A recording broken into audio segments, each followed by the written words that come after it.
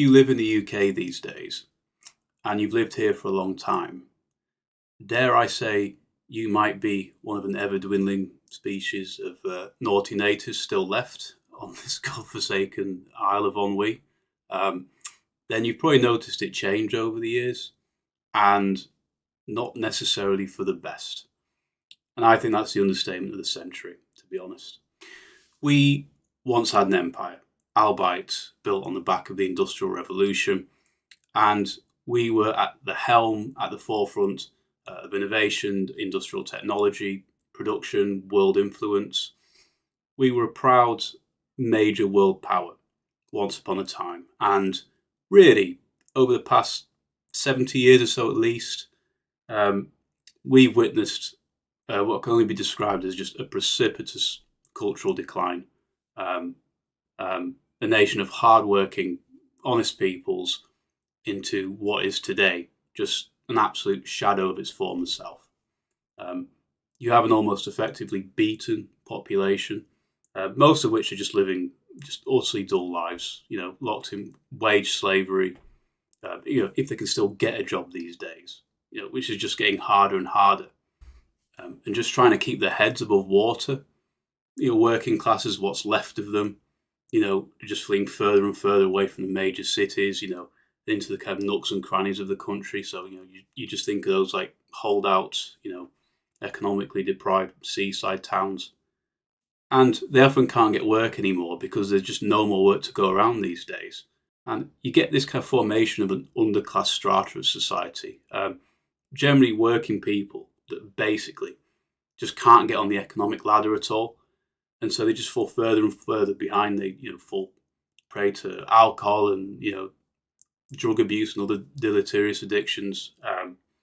Eventually just end up homeless. And we saw this, I think, for the first time. It entered the kind of national kind of cultural consciousness, with the summer 2011 riots.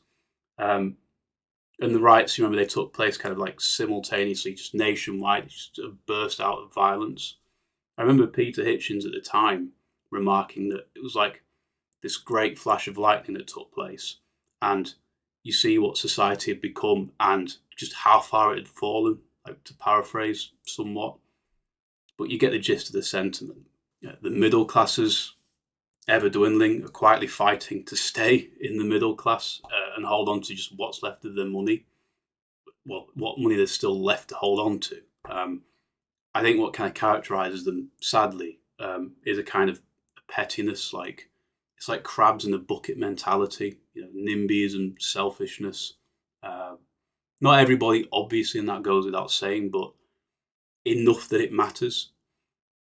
I think a lot of this just kind of comes from the constant economic pressure of just a declining society in free fall, the cracks that everybody's falling into. And they don't want to let go of the standard of living that they're used to, and you can't really blame them for that.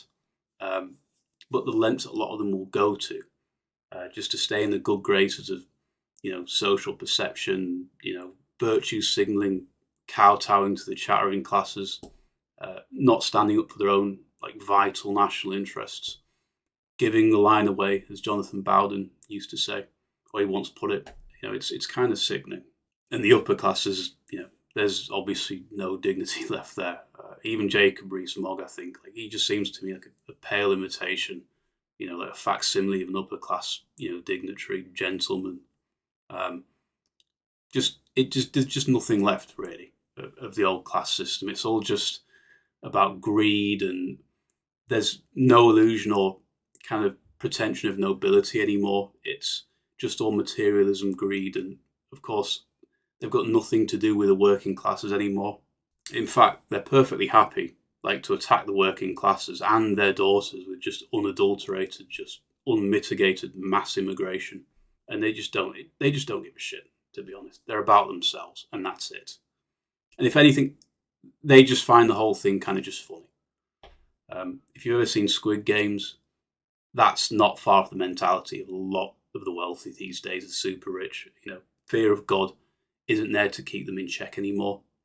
And so all of this kind of just added up to where we are now. It's kind of like we're in between 1984 and like Brave New World. On one hand, we have an authoritarian nanny state hyper-surveillance grid, and they're constantly watching us, especially, who they would call gammon, right? For naughty tweets and thought crimes effectively. And on the other hand, you've got a kind of society in just kind of free fall entropy, wherein the subjects, well, they're no longer at Her Majesty's pleasure anymore. They're too busy indulging in their own pleasures and vices, distractions from the banality of modern UK life. Everything just kind of feels like micromanaged and licensed and authorized, and there's not enough space to swing a cat. Gossip spreads around quick, and everyone's looking to pull everybody else down to make themselves feel better over their own just spiritless, shitty lives. It's not an explicitly brutish kind of authoritarianism as well. It's a kind of it's a petty tyranny, soft anarcho-tyranny, however you want to characterize it. It's not the kind of conventional sort of dictatorial tyranny, as commonly assumed. It's a kind of much more subtle form of control, like a nanny state, or as I think of it, sort of like a big sister state. It coddles you to death, and you can't do anything without prior authorization of the state, without certified licensing and approval. You can't get anything done. You can't innovate. You can't build. You can't even speak your own bloody mind, because you'll offend someone. And in the UK, it's basically illegal to offend anybody. We don't have freedom of speech. Especially if you dare to write in letters your grievances on a public platform like X, Twitter X, whatever it's called. One naughty tweet, you can go to jail for years, literally. And even if you just jokingly, you lampoon some far right trope, for example, you teach, your little pug how to do a Roman salute, you can face jail time for that.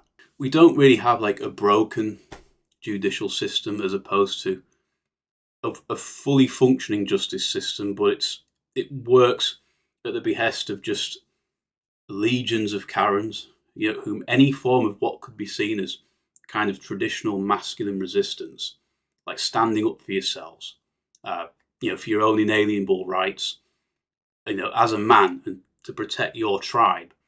Well, oh no, some basket case in a wig, some bloody wine-arm, she's going to come down on you with a ton of bricks, put you in a cage for years with prejudice and relish, and with absolute self-righteous certainty, and with the manufactured approval of an oikophobic, self-hating public. That's what we're up against with the justice system. It sort of reminds me of a movie. You've seen Ridley Scott's Prometheus movie, the Alien film, where there's a scene in it with a 9-foot kind of Ubermensch engineer, and he's a kind of symbolic Chad humanoid, and he gets caught by this even larger 10-foot octopus face hugger creature, and it's kind of this epic struggle, between the masculine brute strength of the engineer on one hand, and not to offend any lady viewers, but on the other hand, you've got this sort of, it's kind of vaginal huge face hugger creature that just slowly but surely just kind of squelches him slowly towards its beak, and ultimately the masculine, right, it loses, and it's overpowered by this sort of chthonic monster, this multi-tentacled, eternal feminine, as it were, and in a cruel reversal, an irony of fate, is impregnated and killed by it. So, the ultimate emasculation, I suppose. I think if you had to sum up the modern condition of life in the UK, it feels to pardon my French, it just kind of feels like we're just getting by a deranged, out of control big sister, demon that we just can't stop. We're just being kind of smothered to death by, Nanny Britain and, the career-ruining public chastisements of a doxing legacy media working in lockstep with the state. And I'm sorry if that's all, a bit depressing. Ruin your Sunday. Didn't mean to do that, but I don't think it's all over by any means. I think one of the ways out of this mess, it's fighting, but you don't fight quicksand, right? You don't pull back against a Chinese finger trap. The key, like, ironically, and with the modern world being sort of inverted upside down, you don't resist in a conventional sense. You move obliquely. So, like with quicksand pulling you down, you don't sort of pull up vertically. You kind of like lie prostrate, sort of spread eagled, sort of shuffle slowly, like horizontally, don't you? You don't sort of do the obvious and just pull back against it because it'll inevitably suck you up. Basically, you've kind of got to think a bit laterally, think outside of the box. So like a chameleon can camouflage itself against the backdrop. You can do that with your cultural surroundings, or try to find ways to do that. And if all that's left is just ruins, right? Well, guess what? Ivy can still thrive and grow around it. Life still finds a way.